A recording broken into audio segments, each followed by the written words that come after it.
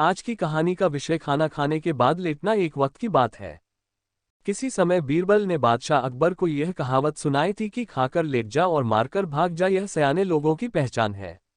जो लोग ऐसा करते हैं जिंदगी में उन्हें किसी भी प्रकार का दुख नहीं उठाना पड़ता।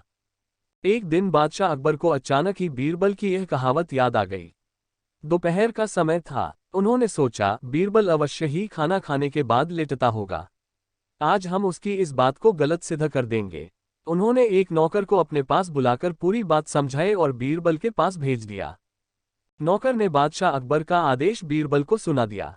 बीरबल बुद्धिमान तो थे ही, उन्होंने समझ लिया कि बादशाह ने उसे क्यों तुरंत आने के लिए कहा है। इसलिए बीरबल ने भोजन करके नौकर से कहा, ठहरो, मैं कपड़े बदलकर तुम्हारे साथ ही चल रहा हूं। उस दिन बीरबल ने पहनने के लिए चुस्त पायजामा चुना। पाजामे को पहनने के लिए वह कुछ देर के लिए बिस्तर पर लेट गए। पाजामा पहनने के बहाने वे काफी देर बिस्तर पर लेटे रहे, फिर नौकर के साथ चल दिए। जब बीरबल दरबार में पहुंचे तो बादशाह अकबर ने कहा, कहो बीरबल, खाना खाने के बाद आज भी लेटे या नहीं? बिल्कुल लेटा था जहां पनाह।